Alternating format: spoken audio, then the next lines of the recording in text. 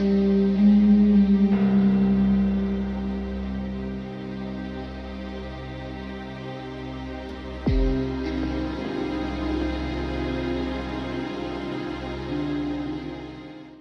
guys, welcome back to the channel. Today I'm going to be diving into the Walking Dead comics, and I'm just going to give you my very brief and basic thoughts on it. And I've decided to do that because if you guys know me, you know I'm a big Walking Dead fan. I have tons of Walking Dead videos on this channel if you still haven't checked them out, or if you're new to the channel. And the show is almost over. You know, as of this recording, there's about 2 episodes left, and so I decided to talk about the comics now that I've completed them.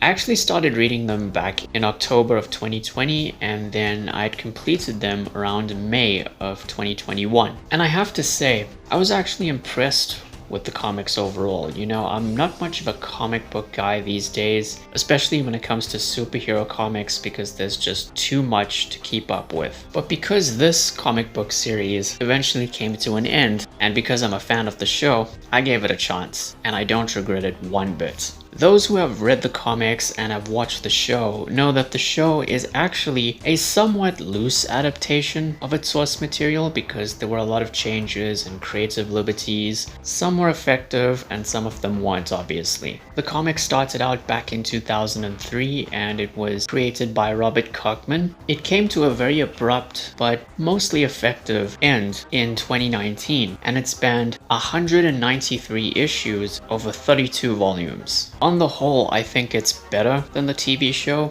but I will admit the show did a couple of things slightly better. So let's jump into it. And don't worry, I'm not going to get into any spoilers here, so you can still follow along.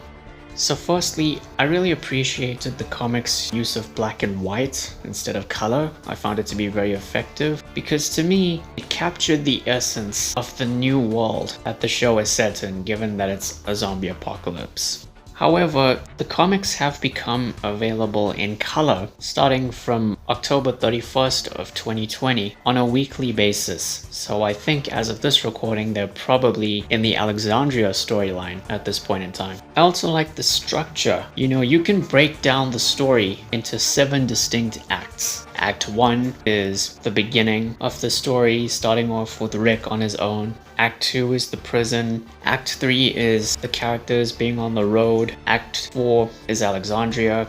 Act 5 is the all-out war with Negan and the Saviors. Act 6 is the Whisperer storyline. And Act 7 is the Commonwealth storyline. So when you look at the show, having run for 11 seasons, it could have been 7 or 8 or 9, and I think it would have fared slightly better.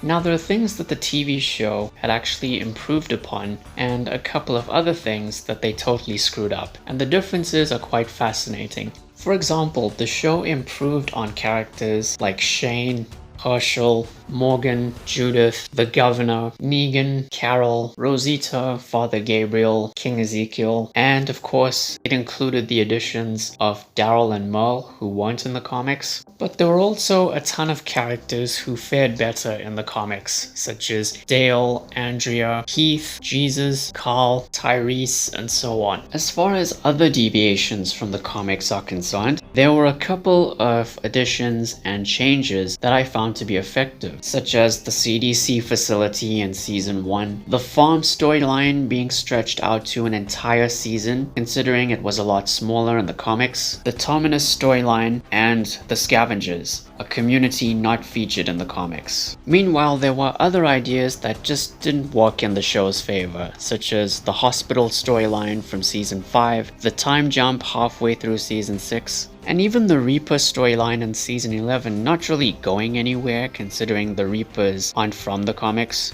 Plus, the all-out war storyline, which is arguably one of the best storylines in the comics period, was the thing that really damaged the TV show's reputation because of how poorly it was adapted. It was dragged out for about 2 seasons, which was way too long in my opinion, resulting in clutters and clutters of filler. And there were certain creative decisions that didn't work, like the fates of certain characters, and even the final showdown. You know, I didn't mind it when I first saw it, but the comics did it way better. And as for the ending, Without spoiling anything, while I did have a few issues with it, I still found it to be a satisfying conclusion to the story overall. I was working at an arcade at the time of reading it, and when I'd finished reading it, I had a lot going through my mind. I even talked to my manager about it, because I really want him to read the comics too one day. As for my personal favorite storylines from the comics, I'd say it's the last three: the All-Out War, the Whisperer War, and the Commonwealth. I still like everything else that came before it, but these last three were the best in my opinion.